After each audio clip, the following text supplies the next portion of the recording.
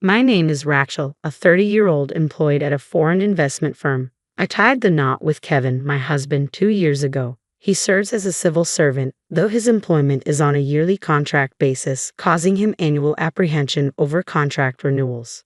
Kevin's family staunchly champions the merits of public service. With retired county workers as parents and a sister currently employed in the city office, their allegiance to public service is unwavering. Consequently, there's a noticeable air of disdain towards my private sector occupation.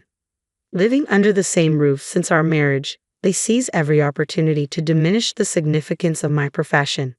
Isn't it embarrassing to work for a foreign company as an American, especially in finance? Isn't that just about chasing profits? People in private sectors are perceived as those who couldn't secure public service roles, and those in foreign companies are seen as settling because they couldn't land a domestic job. It's a pity, they often remark. It appears that my husband, who was raised in such an environment, also holds public service in high esteem, despite the instability of his position and its modest salary. He remains steadfast in his attachment to this precarious job. Once, during his annual bout of anxiety around fiscal year-end, I ventured to ask Kevin, "Wouldn't you feel more secure with a stable full-time position in a regular company rather than remaining a part-time employee in public service?" His response was resolute. "I'd rather face unemployment than venture into the private sector." Kevin hasn't disclosed his part-time status to his parents, insisting that I maintain the secret as well. Despite lacking a substantial role, he fabricates tales of promotions to uphold his pride. I don't believe he needs to fabricate such stories, but it seems he's striving to earn respect in the eyes of his parents and younger sister by portraying a certain status. Despite never showing me his payslip, the amount deposited into our account suggests his salary is rather modest. With Kevin's recent promotion to section chief, one would expect a significant salary increase, right? How much is he earning now? Caught off guard, Kevin accidentally divulged my salary. However, instead of the anticipated reaction, his father seemed taken aback, questioning, "Is that the standard income nowadays?" While I'm uncertain of the exact salary of a public sector chief, I do know that as a bond trader, my earnings are considerably higher. A notable portion of my earnings comes from commissions. Lately, my performance has been consistently strong, resulting in a salary far surpassing the norm. Upon learning the figures, my husband remarked, while his mother nodded in agreement, "Times have changed, but it's clear Kevin is highly regarded." She seemed visibly pleased. Kevin's sister, employed at the city office, joined the conversation, asserting, "You see, working at the county office guarantees higher earnings for my brother. He might even hold a department head position if he were in the city office." Kevin's discomfort was palpable after inadvertently revealing my salary. Realizing his mistake, he quickly tried to steer the conversation in a different direction. "Oh, by the way, I saw someone from the housing manufacturer around here the other day. Are we planning to remodel the house?" he asked. Indeed, a salesperson from a housing company had recently visited to assist us. Seizing the opportunity to divert the conversation, I suggested, "If we are considering a renovation, I'd recommend focusing on the kitchen." Before I could finish, my mother-in-law cut me off sharply. "No. As the daughter-in-law, you have no place in family discussions. Just keep quiet and follow instructions." It seemed my intimidating mother-in-law disliked everything I did or said, primarily because I wasn't a civil servant. She also resented that I received all of Kevin's salary and gave him an allowance. Believing Kevin's claim that he earned a substantial income, she was convinced I was managing his finances. In reality, Kevin's modest salary mostly funded his personal expenses, while I covered nearly all the household costs. My sister-in-law didn't contribute to the living expenses at all. "Why would you take living expenses from us when we're living on a pension? Kevin is making so much, you don't need it," they would say, refusing to help. They didn't have to pay rent, and I could manage with my salary alone. But it felt unfair. Despite shouldering most of the financial burden, I wasn't allowed to participate in the home renovation discussion this time. So, I retreated to the kitchen to clean up after dinner, promising myself that next time would be different. Neither my mother-in-law nor my sister-in-law helps with the housework, so I hurry home after work to cook, clean, and do laundry. In this respect, working for a foreign-owned company has its advantages. As long as I perform well, there's no need for overtime, allowing me to always leave on time and keep my work and private life separate. Kevin, on the other hand, often brings his work home and spends his days off on his computer. I worry about the security of bringing work data home. When I asked him about it, he snapped, "I can't help it. I get yelled at if I work overtime and even more if I don't finish on time. It's not your concern, so don't butt in." His response was harsh, and he has been particularly grumpy lately, snapping at me whenever I try to talk to him. He even yelled at me when I brought up the housing issue he had been discussing with his parents. Just like Mom always said, it's none of your business, you just need to follow what's been decided. I was growing increasingly frustrated with Kevin's attitude. He never shared anything with me despite my bearing the burden of living expenses and housework. One day, a representative from the construction company came to my in-laws' house with a computer, discussing the layout and other aspects of the house with everyone except me. When I brought them tea and tried to sneak a peek, they immediately yelled, "You don't need to look, just go away." From my brief glance, I was surprised to see what appeared to be the floor plan of a new house, not a renovation of my in-laws' home. For some time, my father-in-law had mentioned that their house was getting cramped and that he wanted to rebuild it, but I hadn't thought he was serious. It seems my in-laws, both retired civil servants, received generous retirement allowances and are planning to build and live in a new house with that money. In addition to their retirement allowances, they haven't spent much of their pension either. Since marrying into the family, I assumed they had ample funds, so I tried to stay out of their financial decisions. However, one thing did bother me. Would Kevin's sister still be living with us in the new home? At 28, it might be time for her to get married, but there hasn't been any discussion about that. It seems highly likely she will continue living with us even after the move. This wouldn't be a problem if she helped with the housework, but she tends to dump all the chores on me and then complains about it, saying, "It's too troublesome." I wish my sister-in-law would get married soon, but recently I overheard my father-in-law discussing plans with the home builder. Can we add extra rooms so that when our daughter finds a husband, they can also live here? Ideally, we'd like a house where my wife and I, our son, our daughter, and her future husband can all live together, he said. I was shocked to hear this, especially since it seemed they were planning for my sister-in-law to live with us even after she marries. I can only imagine how large a house for 3 families would need to be, and it probably wouldn't fit on their current property. Considering that the new house would be built with my in-laws' retirement fund and my sister-in-law's earnings, I have no right to complain. Still, I can't help but think about how much of a hassle it will be to clean such a large house.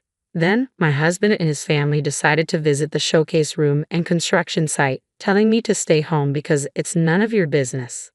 My mother-in-law shouted at me with a nasty grin, clearly expecting a retort. She looked annoyed when I remained quiet.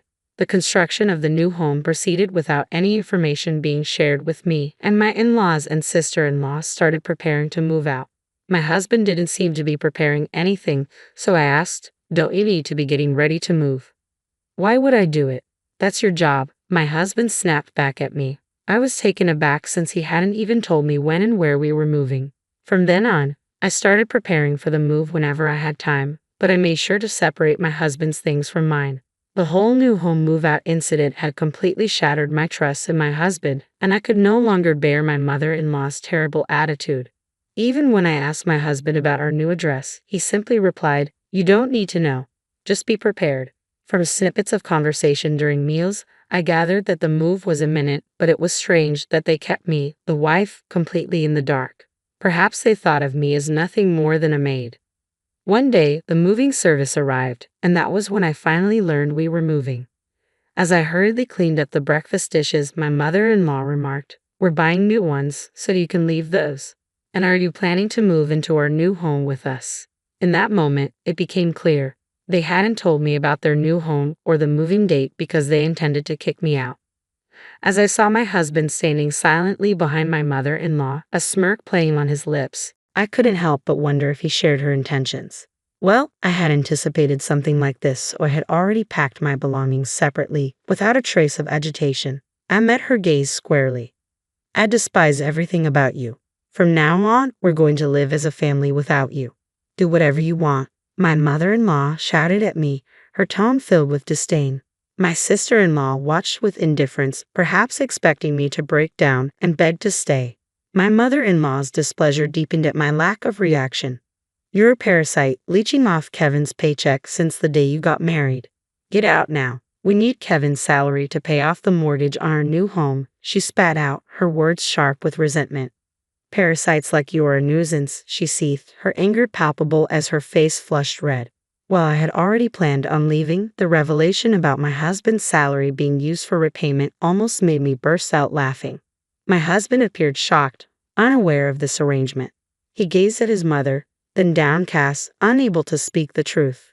His reaction revealed that my in-laws intended to rely solely on Kevin, whom they perceived as a high earner, to handle the mortgage repayments without tapping into their retirement funds. The prospect of how they would manage the mortgage repayments intrigued me. With a smile, I responded, "Understood. I will divorce Kevin, and you can all move to your new place by yourselves," I declared calmly. My mother-in-law, clearly displeased with my composed demeanor, appeared as though she wanted to say more, but she was ushered out of the house by my father-in-law and sister-in-law. Turning to Kevin, who remained behind, I said, "I'll bring the divorce papers, so give me the address of your new place. I have no idea what your magnificent new home looks like, so I would like to see it once." Reluctantly, he provided me with the address. With little luggage remaining, I cheerfully arranged for a friend to help me move out using her car. I made sure to switch all the bills to be under Kevin's name rather than mine, utilities and everything included. Returning to my parents' house for the time being, I decided to head to the address Kevin had given me to have him sign the divorce papers. Their new house was strikingly large, designed to accommodate 3 generations, with its grand architecture looming impressively. Upon spotting me, my mother-in-law hurried over, shouting, "What are you doing here, you parasitic wife?" Ignoring her tirade, I calmly asked Kevin to sign the divorce papers. Reluctantly, he complied, while his mother continued her verbal assault. "I knew it. A non-civil servant wife is useless. Hurry up and sign, and send her away," she insisted. I couldn't resist a retort. Such a splendid new house. The payments must be quite the burden, aren't they? Can Kevin's salary cover it? I remarked snidely, watching as she read the papers, her anger palpable. "I don't need your concern. Take the divorce papers and leave immediately," she snapped once again. I lingered for a moment, observing my ex-husband's pale expression, but with his mother on the brink of eruption, I swiftly retrieved the divorce papers and filed them at City Hall before embarking on my search for a new home. After all that transpired, the thought of marriage lost its allure, so I opted for a cozy studio apartment to relish living independently. There was a charming spot conveniently close to my workplace, so I wasted no time in making the move. In my new abode, devoid of anyone foisting chores upon me or boasting about civil service, life took on a tranquil hue. Just as I was settling into this newfound peace, an unknown number lit up my phone screen. "Rachel, can you come back to me? I can't keep up with the mortgage payments, let alone the utilities. My phone lines have been cut off, and I'm borrowing my friend's phone to call you." It was none other than my ex-husband, Kevin. Through tears, he pleaded for help, but I couldn't help but feel exasperated. Instead of turning to me, he should have sought assistance from his parents or his sister. So I responded acidly, "Why not ask your sister, who's employed in public service, for support? And what about your parents? Surely they have their retirement savings and Social Security." Kevin's discomfort was evident as he confessed, "Actually, my parents have depleted their retirement savings, and my sister is grappling with her own financial troubles."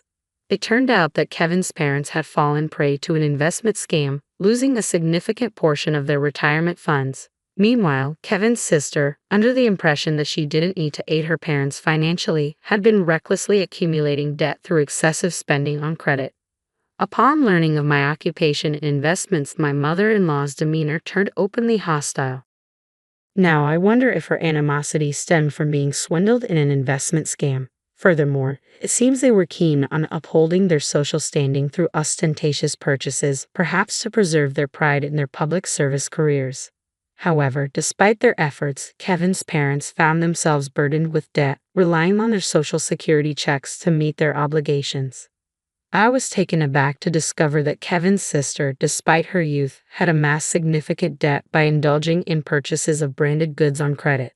The situation took a further downturn when Kevin revealed, "Actually, I've been let go. I'm unemployed now." He had lost his job this year after being caught working remotely with data he had taken from the office.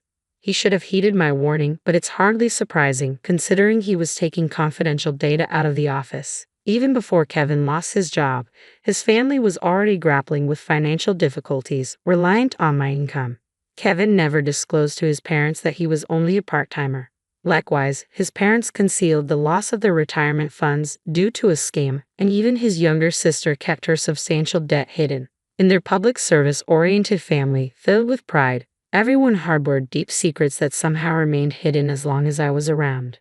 However, after they moved to their new home and I departed, their financial struggles came to light. As a last resort, Kevin reached out to me, seeking assistance. However, I had no desire to reconcile with him, so I firmly declined and ended the call. Despite my refusal, he persisted with repeated calls but eventually ceased after I continued to ignore him. Sometime later, as I passed by their new house, I noticed a for sale sign. Upon speaking with a home builder present at the site, I learned that they were struggling to meet their mortgage payments and had to sell the property quickly. However, they still had outstanding debts. It was ironic considering how they had previously boasted about their financial stability. Yet, when faced with financial difficulties, they swiftly sold their home, placing a burden on a relative who had co-signed the loan. According to the builder, this relative worked in the private sector, exacerbating the family's embarrassment as they were now ostracized by their relatives. Their previous claims of being public servants no longer held weight, and they were looked down upon by their community. Sitting comfortably at home, I couldn't help but smirk at the thought of how the once proud family, now isolated by their relatives and unable to flaunt their public service jobs, were faring.